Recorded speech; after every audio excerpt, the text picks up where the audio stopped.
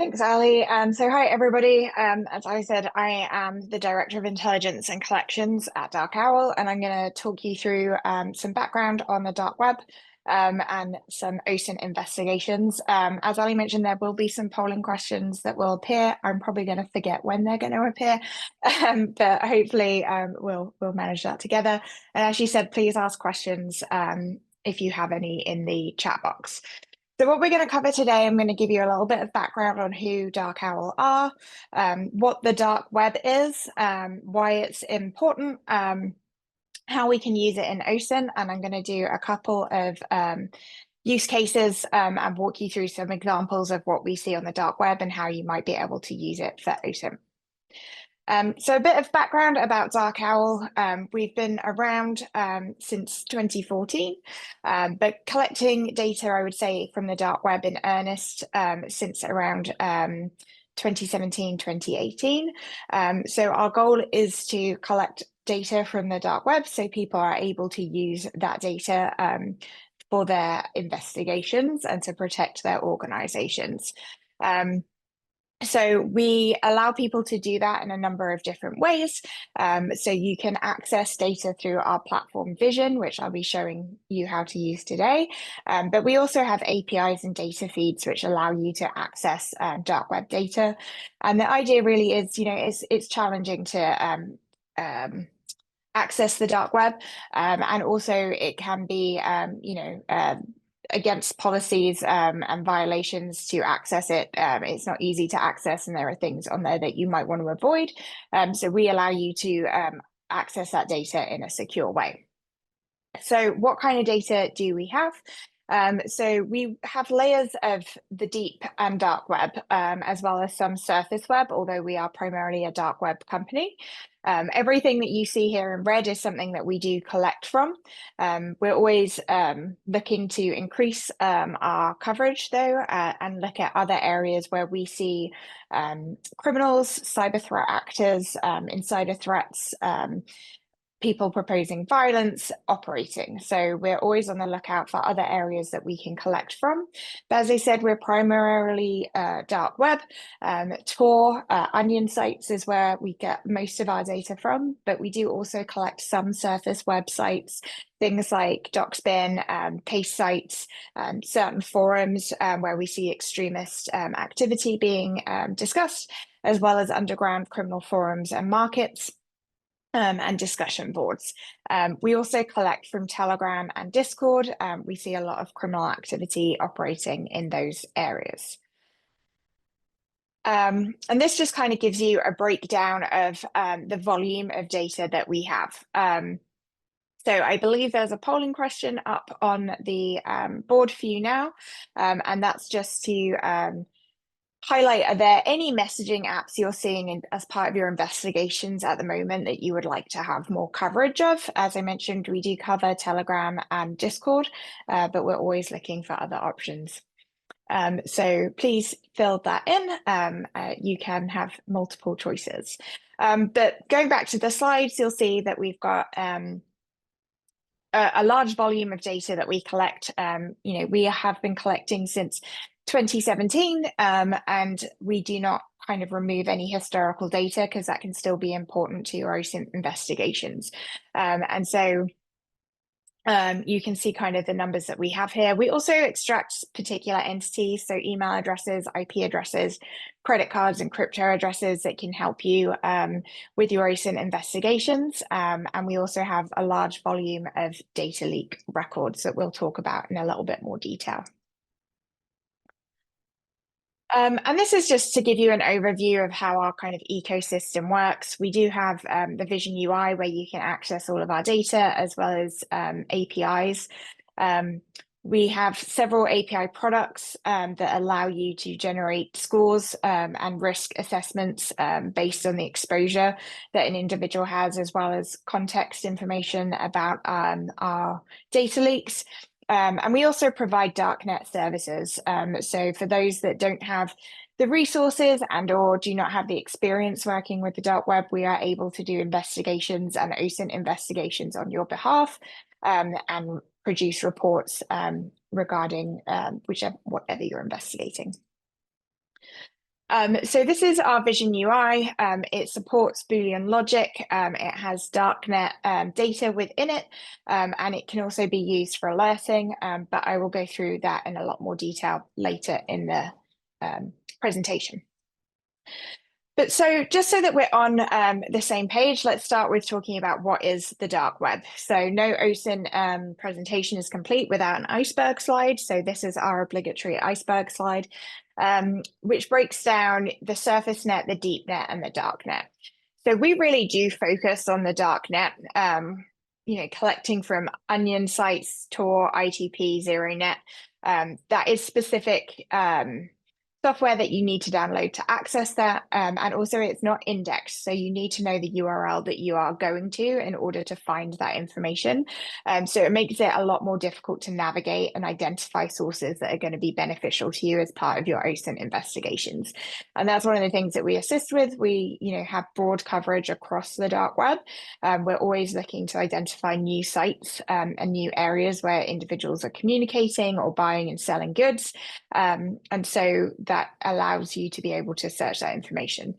We also do the deep net. So this is not indexed by search engines, usually behind a firewall of some kind or password protected.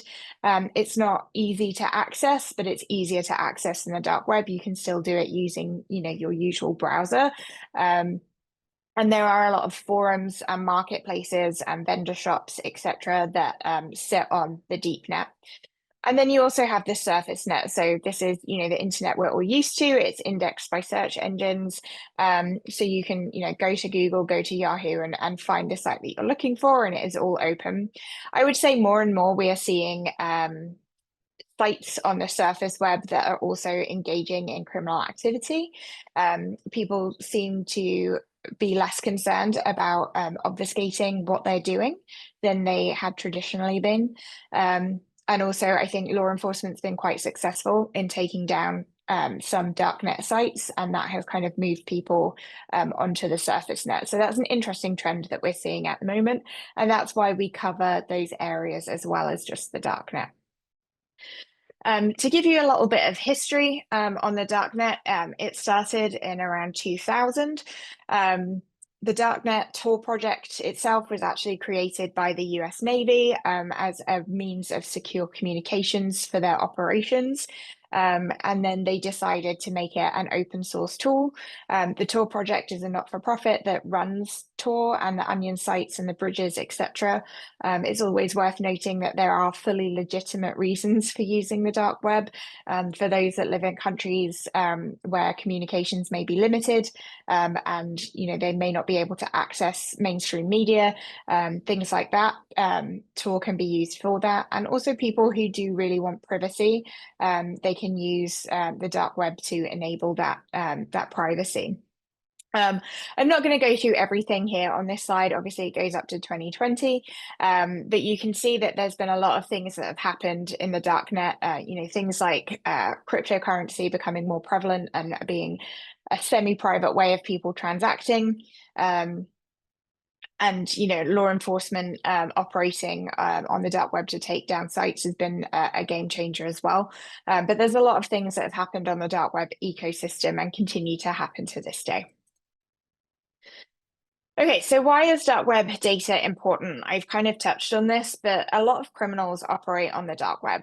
So we see people communicating on the dark web in forums, in messaging apps, having conversations, but we also see people selling and buying goods. We see people offering services. There is a lot of activity that happens on the dark web that can be useful to your investigations. And there's also sites where people's data is released. So data leaks, stealer logs will go into in a little bit of detail, as well as things like DocSpin where people's information is released. So it can really help you in your investigations, identifying information about individuals, but also can help you to kind of protect individuals from an executive protection perspective. And we'll talk about that in a bit more detail as well. But while we're level setting on dark web, hopefully everyone on this webinar is aware of what OSINT is. But it's basically the collection, analysis, and dissemination of information that is gathered from publicly accessible sources. And these are a couple of sources that are out there that I think are familiar to most people doing OSINT investigations. But people don't always think of the darknet. I think some people think it's scary. There are questions about whether or not it's truly open, but it is in fact open. It's harder to access, but all of the data is out there for people to go and view if they choose to. So I like to think of it as a tool in the toolbox that an OSINT investigator has. You should be looking at social media, you should be looking at public records, you should be looking at, you know, other mainstream websites that are out there, things like the Wayback Machine. But the dark web is an important element of that investigation and gives you kind of a broader overview of information that you might not get from other sources. I feel like, again, I have the obligatory iceberg slide. This is my obligatory AI generated image. You can see that it's AI generated because it says dark web and not dark web. It seems that when you give it a few too many prompts, it gets confused. But this is my obligatory AI image. Okay, but what things do we see on the dark web? So hopefully people are familiar with some of these. I think some are more well known than others, but marketplaces are definitely, a mainstream, and one of the things that first started in the kind of criminal ecosystem of the dark web with things like Silk Road, which was not the first market, I believe Farm was, but marketplaces for buying and selling drugs, illicit goods, hacking tools, tutorials. You can purchase hitmen, you can purchase all manner of strange things. Whether or not that's legitimate or not is something that we can also discuss. There's also a wide range of forums, so people kind of talking about things that interest them. Breach forums is probably one of the most famous forums that's out there that works in buying and selling data and sharing data. But there's also extremist forums out there, things like the incel community, right-wing extremists operating on forums too, or people just discussing general things. Not all of the forums are bad. There are some social media sites that are on the dark web too. There are mirrors of things like Facebook and Twitter that appear on the dark web, so people can access them in countries where there might be censorship. So that's one of the more legitimate areas. And also we talk about social media, and I'll go on to this in the next slide, as a dark web adjacent area where we do see criminals operating on mainstream social media as well. Cryptocurrency, obviously, is the currency of the dark web. We still see Bitcoin as the largest currency being used, but things like Monero and Zcash and more of the privacy coins are also popular. You can view, wallet explorers. There are dark web wallets. There are tumblers, mixers, etc. So a lot of cryptocurrency activity can occur on the dark web, as well as being, again, perfectly legitimate. Information. There are a lot of news sites that are on the dark web. The BBC has a news site. I believe CNN has a news site. And there's also just kind of other sites that share information. These can be kind of data repositories. When information is leaked by whistleblowers, that can sometimes appear on the dark web as well. And then we have data leaks. So rather than kind of whistleblowers, that's more stolen data and data that's been taken illegally. And in that vein, we also have ransomware. So a lot of ransomware groups have leak sites on the dark web where they will kind of shame their victims into paying the ransom by saying that they are a victim and they're going to release the data. If the victim does not pay the ransomware, they do usually then release that data, which is downloadable on the dark web. But as I mentioned, there's also some things that we kind of refer to as dark web adjacent. Oh, there's a poll question. So what areas of the dark web are of most use to you? So I've gone through some of them, but it'd be really interesting to know from your perspective, what is most beneficial for you in your investigations in your day-to-day job. But in that theme, we also have some dark web adjacent. That's what we refer to as sites that aren't, or messaging apps or platforms that aren't exactly on the dark web, but they're still being used by the same community of people, i.e. usually criminals or extremists or some form of bad guy, for want of a better phrase. Things like Telegram, ICQ, Jabber, Discord is a gaming site, as is Twitch. where we see, people are sharing classified information, they're making threats. A lot of the so-called Gore community are very active on places like Discord. Tends to be younger generations and people that are into gaming, as you would expect. But these are all areas that we think it's important to also have coverage of in order to, have a full coverage of these communities and these groups and how they're interacting. Obviously, I would say there's been some changes in Telegram in recent months, but that we are still seeing a huge amount of people operating on Telegram in a malicious way. And then the surface web, marketplaces, vendor shops, forums, as I kind of mentioned before, we are seeing some people that are operating in the same way they operate on the dark web on the surface web.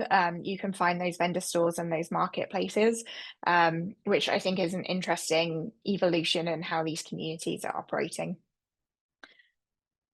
Okay, so there is a lot of data on the dark web as well. So we've kind of talked about the general themes and the types of sites that there are, but there's also a lot of different types of data and a lot of different types of information. So a huge amount of PII appears in data leaks and is discussed on some of the sites as well. Financial information, there's a huge ecosystem of financial fraud, people selling credit card data, selling banking information, selling details of how to operate in a financial fraud way. So we see a lot of people doing tutorials and giving guidance about how to conduct some of these scams. There's also a huge, as you would expect, cyber and hacking community. So people trading malware and exploits and different tools that you can use. The phrase script kiddies, individuals who aren't necessarily that sophisticated enough to build code or build these vulnerabilities, but they can purchase them and execute them and still kind of use them for criminal activity. So we see a lot of trading of those kind of things, drugs, obviously. And cryptocurrency I've also mentioned. So, there's a lot of activity that can come from this kind of data. We see cyber attacks, we see data exfiltration and hacking. There's also cyber espionage. I mean, APT groups are hard to identify, but they're definitely operating in some of these places. And insider threats as well, people, talking about sharing information that they should not be sharing or making threats to their organization. These are all the types of things that we see on the dark web. Okay, so let's dive in a little bit more into, what data we actually see and kind of try and look at it from an OSINT perspective where possible. So ransomware, I've already mentioned. So these are two examples of ransomware leak sites. One is Lockbit. The other one, I actually don't remember which ransomware site it is, but you can see like they will share the information about the company that has been victim of a ransomware attack. But you can see they're also operating the yellow image. You see that they have a Telegram channel, they are on Twitter, and they are on Facebook. So they have a dark website where they share this information, but they're also operating on kind of more of the mainstream areas. And that can be really useful for you as part of an OSINT investigation if you're trying to identify more information about these. You're building that kind of what we call Darknet footprint and digital footprint for these groups and how they're operating. So, their sites can give you information about them that can help with understanding how they operate. But also, the information that they share, while stolen and really should not be shared, can be used as part of investigations as well, especially if you're concerned about supply chain or third-party risk. Understanding what data has been released about an organization can help you protect your organization if, one of your supply chain vendors is in there, or if you are the person that has been leaked, had been ransomed, knowing what of your data has been released and is out there for other criminals to kind of delve into is an important thing to know. And I think, some people get concerned about this data and, it's stolen data, but the thing I think people need to understand is criminals have access to this data, threat actors have access to this data, and they will use it to conduct more criminal attacks. So it's important to know what is out there from a risk perspective so you can better protect yourself. Financial crime, I've mentioned. So we see a lot of marketplaces, but also places like Telegram being used as a market for people to sell financial information. So you can see here there's stimulus checks being sold. There's people selling cloned credit cards. There's other things that they're making available on here, cash apps, etc. So there is a huge ecosystem of this financial crime. And in the theme of markets, we also see people selling drugs and weapons on the dark web as well. So you'll see that a lot of these markets look similar to what you would expect to see from, a commerce website on the surface web as well. They provide pricing, they provide images, they also provide reviews. And that can be really useful for us from an OSINT perspective. So, things that you might want to look into on these markets that can give you some clues that you can go and look through in more traditional sources. So, you've got OSINT, you've got reviews, as I just mentioned. So these are some examples of reviews. I don't know that they are legitimate, to be honest, but you've got the username, you've got the date that they purchased, and sometimes they give some information in there, like, it arrived really promptly. That could give you ideas about, where are they based, where are they purchasing from, and how it operates. We've also got here like more descriptions about the drugs that they're selling. So they're telling you the type of drug. It's a pressed pill. They're made in-house, so that's something that they're, again, you can never really trust a threat actor, but they might be operating this themselves. That's something to go on. And they're also saying that we ship worldwide. We've got other examples where they tell you where they're shipping from. So this is actually counterfeit money that they're shipping, and they're telling you kind of how they operate it, what techniques they have in terms of producing this counterfeit money. But also they say they're shipping from Romania. So it's a pretty good starting point that they could be operating in Romania and that they're individuals based in that country. Again, with OSINT, you always have to verify everything. You can't take anything at face value, but these are data points that I think it's important that you pull out. And this one is a little bit maybe harder to read, but I thought it was important because they're giving the details and almost like TTPs of how they're operating. So they're telling you they ship it in an envelope, that it uses anti-X-ray bags, and if it's inspected, it will get through it. And they're actually saying that the National Post Service is the safest way to order it, and that they also use express shipping.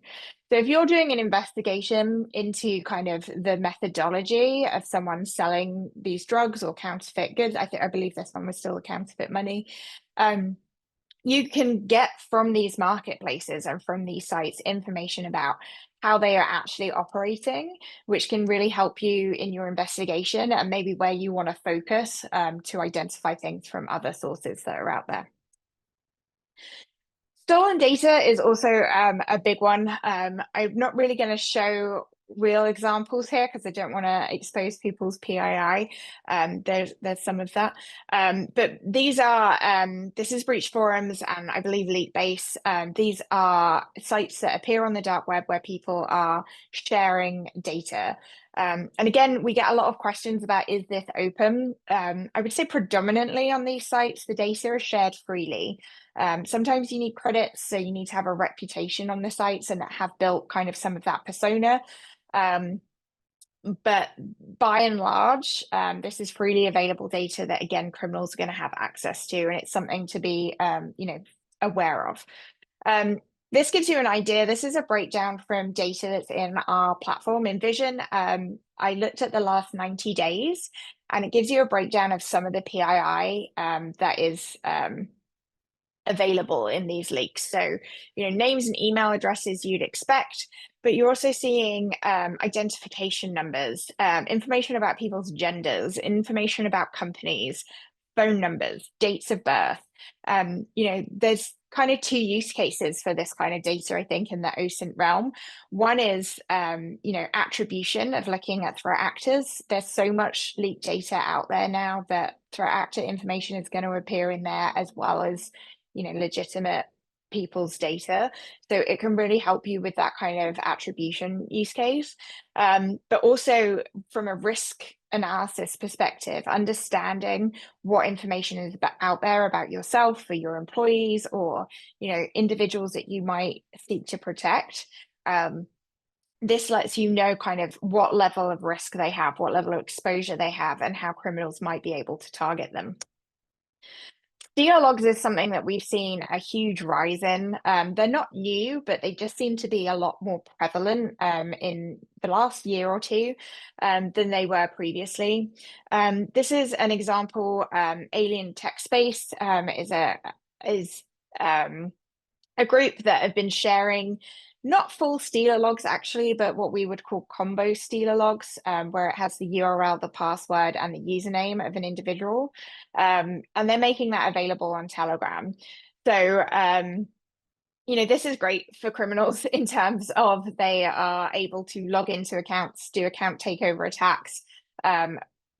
Depending on what URLs appear here, it could be access into someone's network. But Stealer logs are basically malware that exist on your computer or a victim's computer and steal things like cookies, like your autofills on your browser, your passwords, and your usernames. It can also steal things like cryptocurrency wallet addresses, basically anything you're doing on the internet. It can hoover up. And we have some good blogs that I would recommend about Stealer logs and how they work and how they operate and the different types of them. But they have a huge wealth of data in them.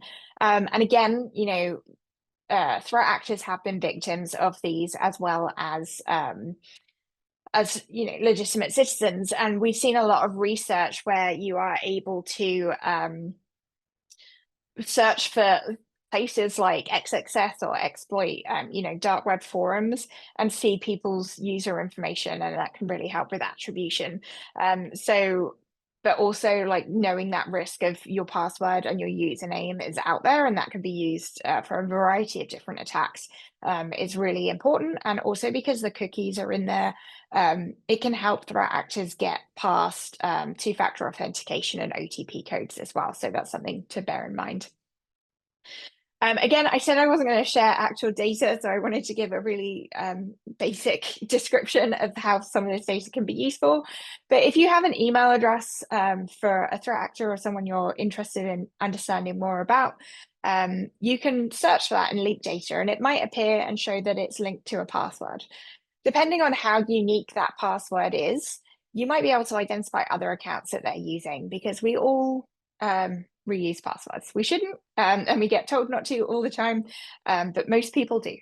So you might be able to identify other email addresses, and then you can use other OSINT techniques to find more information linked to that. So there are tools out there that will allow you to search for an email address, and using open source techniques can find things like telephone numbers that link to social media accounts, that link to things like Cash App and Venmo, that can give you access to the real identity of an individual. So this is a very basic, simplistic way of talking about the workflow, but you can definitely use information in data leaks to be able to investigate individuals. And I, again, see it as another tool in the toolkit of data that's open that you can use as part of your investigation.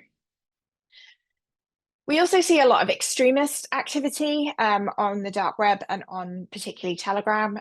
So these are some images that we identified related to ISIS, but we also have things on there that are, right-wing, extremist, racist information that's being shared. And it's important to monitor these because they can lead to real-world threats. And so we need to identify what is being done. You can see with the ISIS threats, these were around some sporting events where they were encouraging people to target the sporting events, and they were giving specific areas that they should do that. And this is something we've definitely seen an increase of, is using the dark web, using things like Telegram to incite violence in others and create lone actor attacks. So it's definitely something that needs to be monitored. Executive protection also kind of is a use case that we're seeing more and more active on the dark web, or the data on the dark web helping with that use case, I should say. So here I've got, and apologize for some of the language in this, but just to highlight, on the left-hand side, we've got a post from DocSpin where they're talking about a ex-FBI agent. Whether this information is accurate, I don't know. But you can see they're providing things like date of birth, address, telephone number, his wife's information, what their role was. He's also got their daughter's information. So huge amounts of data are being shared about individuals on DocSpin. If you're not monitoring that, then that's going to be an issue, because, you know, a lot of when people's information is shared here, it can lead to real world attacks, like things like swatting attacks. A lot of that information would come from DocSpin. You can also see we've got a data leak here that specifically mentioned CrowdStrike employees. Again, I haven't provided any of the actual data, but you've got first name, last name, email, where they're located, their phone number, their job title. So this is information that's being released about employees. And again, why you need to kind of be monitoring data leaks for your employees' information being shared. And I think it's really important as well that you do that from a corporate perspective of looking at corporate email addresses, but to do this completely, you also need to have access to personal information too. And then the one with the not great language, so apologies again for that, is from 4chan, and it is an example of a particular individual that I have blanked out being threatened and being said he will be shot like the healthcare CEO, and it's a long time coming. So we can see kind of chatter and rhetoric of people making threats against individual on dark websites as well. And it's really important to analyze those and make a judgment about you know, the risk that these individuals pose, and then using OSINT techniques to see if you can identify who these individuals are, so you can have a bigger picture. 4chan, unfortunately, is a difficult one to do that with because it's anonymous, but it's still important to know what people are discussing. And then you can also do threat actor investigations and attribution. So this is a bit of a historic one, but Pompom Purin was the admin of breach forums previously. He was also on raid forums, and, you know, from analyzing the data, we were able to look at the username and see that he was active on all of these different dark web forums. So we were really able to build that footprint of how he's operating, but you'll see he was also on Discord. So it really allows you to kind of understand how this person's operating, and obviously you can analyze their language and what they're talking about, and if there's any clues within those forums to location and information. But I highlighted the DocSpin for executives. Threat actors get doxed all the time as well. So this is an example of information relating to him that was shared online. Several people doxed this individual. So it's clear now that Pompuranian was Connor Brian Fitzpatrick. He was subsequently arrested. So using the data, and again, this is a very simplified version, but you're able to identify a real person based on a username and kind of how people are interacting in the community. And from that, we were able to identify telephone numbers that they use that you can do further research on, IP addresses that were used. And I believe one of the IP addresses that was associated with Connor Fitzpatrick was actually where he was hosting breach forums, and the FBI were able to use that. He is now, or he was incarcerated, he was charged. So using the data and the information online can really help you doing investigations into threat actors as well. Okay, and we have a third question. So what use cases are most important to you? So I think it's important to understand what use cases people are working on, so we can best identify kind of the data that's going to support that from the dark web. But with that said, I'm going to move on to a couple of quick demos to show you real world examples of how we can find data using the Vision platform. These are videos because I don't like to risk it, but we can go through these quickly. So this is an example for drugs. So we're looking at drugs. So we have search box built into our tool, which allow you to search for keywords. So I've created one for fentanyl that uses all of the different kind of terms relating to fentanyl. Done a search on that, and you can see we've got a couple of results. We've got some from Telegram, where they're talking about lots of different drugs. We've also got someone selling fentanyl powder. So you can see this is on Nostalgia Drug Market. They've got fentanyl liquid. So you can start to pull out information about the specific drugs in here, who the vendor is, what the pricing is associated with that. I put a search term in the top there. So I want to focus my results to ones that are linked to the USA. So I want to do some location analysis on where these drugs are being sold or where they're being talked about. And I'm going to focus just on marketplaces that are doing that. So we tag certain sites as market. And you can see we get a couple of results. This is saying it's got US and EU stock. It's heroin lab tested. And I want to go and look at this and see what they're actually showing. So we have the ability to use a sandboxed environment to go and view that site directly and see kind of what they're sharing and the images that they're sharing on that site. So this is Satan Market. You can see that they sell not just drugs, but they do also have financial crime, counterfeit goods. This is kind of their homepage of the products that they have. But we want to focus in on those drugs. So we go to the drugs section and you can see here they've got the heroin lab tested and they mention the USA specifically. And as I mentioned before, you might want to go and pull out specific details about that vendor, about their shipping techniques and other areas for you to really kind of delve into this in more detail. So that's kind of reviewing drugs. And again, this is all at a high level, but just to kind of give you an example. Looking at data theft information. So we provide quite a lot of information about the leaks that we collect. So here we've got, a list of all the data leaks that we've recently ingested. I'm selecting one at random, and you can see we've got a lot of information in here about when it was breached, what's in the leak, who breached the information, who released it.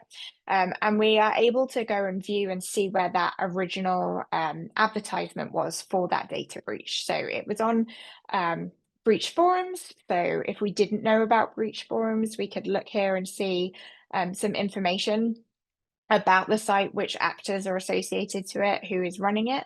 But we can also see the original thread.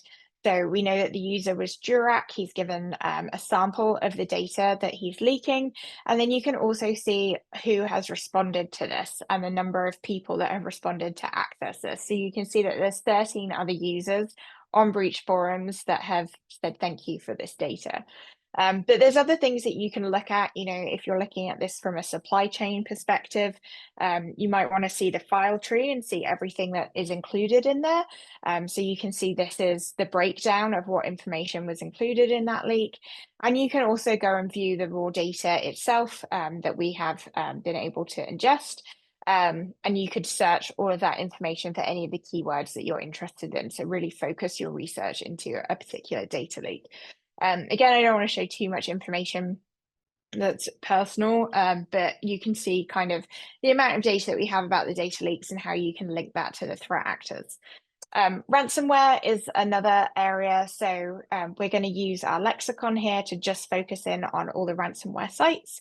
I didn't scroll that far down because honestly, there are a huge amount of ransomware groups that are out there these days, which is concerning on many levels. But looking at Hunters International, they've been one that have been fairly active lately. You can see that we've got kind of the information of their victims. They're providing their location, their revenue, the number of employees they have, etc. But also I want to go and look at this site direct and see kind of what information it is they're sharing. So again, we're going to use our Sandbox environment to access the tool directly. This one's quite fun because the security around the site isn't what it should be, which is what you would probably expect from a threat actor. But we're going to bypass that and go direct to the site. So this is, quite an interactive site that they've created. You can see the victims listed under companies where they do provide information about what data is available, what country they're from, their revenue, employees, etc. And they also provide a file tree of the data that they've stolen. So ransomware leaks tend to be ginormous. But you can see here, they are making that available for people to view. Which is very concerning. But we can also look at that data, as I mentioned. So going back to our list of leaks, we want to just focus on those ones that have been obtained through ransomware. And you can go and kind of view those. You can see Clop there is a quite a prolific ransomware group. And you can see the information that was taken in that specific ransomware attack. So again, you can do specific searches in this to, for instance, see if your data appears in there or someone in your supply chain appears in there that might be a threat to you or your organization. We also have information about threat actors. So we have an area within the tool where we're able to look at actors. So we just looked at Hunter's international ransomware site, and this is the information we have about them. So emails that we know that they've used, key points about the group and how they operate, their Darknet fingerprint, these are the domains they are using, these are data leaks that they've provided. These are their targets. So, they're fairly prolific. There's a huge amount of people that have been targeted by them, and then some of the tools that they're using. But we have, a range of different actors within here. So No Name is a hacktivist group. They're very active on Telegram. They target NATO countries. They're against Ukraine. But you can see kind of the different tools that they use and who else uses them. Again, you can see all of the Telegram channels. You've got information about how they operate and what they do. They do DDoS attacks, but you can also go and look at their Telegram channel directly, so you can get more information about them. This is their Telegram channel. You can see they're posting in Russian. So it just kind of allows you to delve into the actors that are operating on the dark web and into the data that is associated with them. I also wanted to mention violent threats. I kind of showed those on 4chan, but again, I'm using search blocks. So I wanted to give you an example of what they look like. So we've got violence against individuals and violent crime. And you can see we've just built kind of a search logic of key terms that might be associated with these kind of attacks. We've got one for white supremacists as well. So we're going to add that to our tool and see kind of what results we're getting, and then kind of narrow that down. So we're going to start with violence against the individual and look at all those key terms. And it takes a little while because there's a lot of terms in there and we have such a large amount of data to review. But it's going to pop up with, nearly 145 million results. And you can see it highlights, but I'm going to focus in on 4chan because that's where I know a lot of threats have been happening recently. So we're going to add 4chan as a site to our search and really narrow that down. So you can see people talking about attacks. They're talking, this one's a bit more historic, but talking about the terrorist attack in Paris in 2015. You've got people talking about red pill is a phrase that incels use, but talking about the Tulsa massacre, people talking about shooting politicians. So some of this isn't threatening, it's just discussions, but it's something to be aware of. I'm then going to focus it even more down. So I'm typing in United Healthcare. Obviously, that was the CEO who was assassinated, and see what people are discussing in association to that. So, you've got people talking about him being shot. So this is just kind of sharing of information. You've got people talking, this isn't really associated with it. I think that United Healthcare is further down in the post. But, people saying that Mossad had him killed and that the individual who was arrested is a patsy. So you can see the type of rhetoric that people are talking about. This one, concerned about white people being targeted and accusing the left wing of creating conspiracies. So I mean, this is all just to kind of serve as this is something you really should be monitoring to ensure that no one is making threats against a specific organization or individual, and making sure that you understand kind of what people are talking about. And you could do this from a reputational perspective as well, brand protection perspective of what people are talking about with a particular organization. So I just wanted to kind of finish up by saying how can DarkOwl help with these investigations? So so we do take data requests from our customers. It's really important to us to increase the amount of coverage that we have to help investigators with their analysis that they need to do. So we do collect data based on requests from our customers and partners, and we can source and add data to collection if it meets our threshold. And we can target this to specific groups, etc. So we're always open to that information. But also, I think just doing dark web monitoring and having dark web data is vital tool in the toolkit, to go back to my AI picture, to do these investigations. So you can monitor for mentions of keywords so you can identify trends in how kind of cyber actors are operating, looking at specific types of activity. I mentioned that there's tutorials and things like that, so you can see kind of what information is being shared and what types of attacks might be conducted more. Monitoring ransomware groups to see who victims are, who forum admins are, how people are operating. We talked a lot about threat actor individuals, and also looking for victims' information in the data for protection purposes. So I think there's a lot of ways that this data can really help support and enforce OSINT investigation. And with that, I'm gonna stop talking. Hopefully that wasn't too much information. But if there's any questions, I'd be more than happy to answer those. Thank you so much for that wonderful presentation, Erin. We do actually have a few questions for you here. So the first one is going to be, where do the messaging apps / platforms fall on the iceberg analogy? So I would say the deep web, in some cases, it really depends on the messaging app. So Telegram, it's not really a messaging app, it's more of a social media platform, and it has a lot of open channels, so that would be more surface. You can Google and search Telegram, but private channels and direct messaging is going to be in that kind of deep web perspective. And that's the case, I would say, for a lot of other specific messaging apps, things like WhatsApp, Signal. They're peer-to-peer, they're encrypted.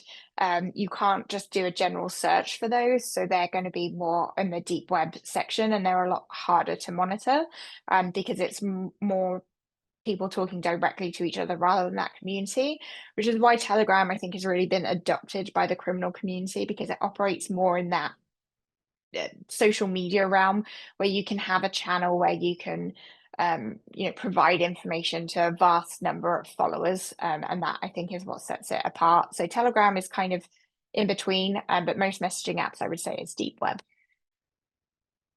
Thank you so much. The next question that we have here is, more and more I hear that most of data breaches are published and sold on deep websites, messaging apps, or even clear web, but not on the dark web. Would you agree that such is the case? Um, I mean, we definitely do see people selling and sharing them on places like Telegram, definitely, and on some surface websites. But there's still a huge ecosystem on the dark web. Breach forums is still very much used by a lot of individuals to share data. Leakbase, I mentioned as well. There are a lot of other forums that do it. So I think that it's still predominantly where we see most of them being shared. But I think things like Stealer logs, definitely Telegram is probably the main area. And we are seeing more information, as I mentioned, being shared on kind of more mainstream surface web areas. So I think it is a mix, but we're definitely not seeing a reduction in the amount that is shared on the dark web. Thank you so much. Our next question is, what data sources are considered dark web? So kind of as we've been through, we kind of split it into dark web and dark web adjacent. The way we kind of try and categorize it from our perspective is looking at the different communities and ecosystems that operate in kind of criminal activity. And that can be a range of different criminal activities from, fraud, cybercrime, real world threats, espionage, etc. So dark web, traditionally is Tor, onion sites, ITP ZeroNet, and there are a few other darknet technologies out there that do operate. But we do believe that things like Telegram, certain surface websites, paste sites, things like DocSpin fall into that dark web category. But it really depends. But I think all of that data needs to be included as part of your investigations. So much. Our next question is, how do you legally collect all of this information? Is it OSINT? Yeah, so it definitely is OSINT. It is open data. It's sometimes hard to find. As I mentioned, the dark web not being indexed, you have to know where to look. And sometimes, some of these sites, they, are invite only. You need to know someone in the community to get access to them. So there can be challenges in terms of creating those accounts and getting access to some of these areas. But once you're in there, the data is all open. It's worth noting that we follow DOJ guidance in how to operate on the dark web and interact with threat actors. And for that reason, we do not purchase any data. So data that is out there that is being sold is not something that we would consider open. But if you have the authority, whether because you're a law enforcement agency, government agency, or you're the owner of that data, then you are able to kind of purchase that and get that information. And obviously, kind of the laws around this are different depending on where you're based. But as I mentioned, we follow that DOJ guidance, but it is all open source information. Fantastic. Thank you so much. I believe our last question here is, what are upcoming trends security practitioners should be looking out for? Yeah, so I think some of them we've covered. Data, stolen data and Stealer logs, that kind of thing is not going anywhere. Fraud is not going anywhere. Ransomware, we're seeing, increases year on year, and just the sheer volume of ransomware groups that we're seeing operate. I think is really increasing. But I also think there's a trend towards, more violent rhetoric and more extremism, I think, on these sites and on surface websites as well. I think people feel quite empowered to say, what they want to say at the moment, and that can kind of lead to threats. So that's something that definitely I think security professionals need to be aware of. But I think, some promising trends are, things like law enforcement are becoming more successful at taking down some of these sites and kind of stopping the activity, but it is a bit of a kind of whack-a-mole game, unfortunately. Things, do seem to pop back up to replace things that have been taken down. So I think being hyper vigilant and kind of doing that monitoring to be able to identify where these communities are moving to and how they're communicating and operating is really important as well.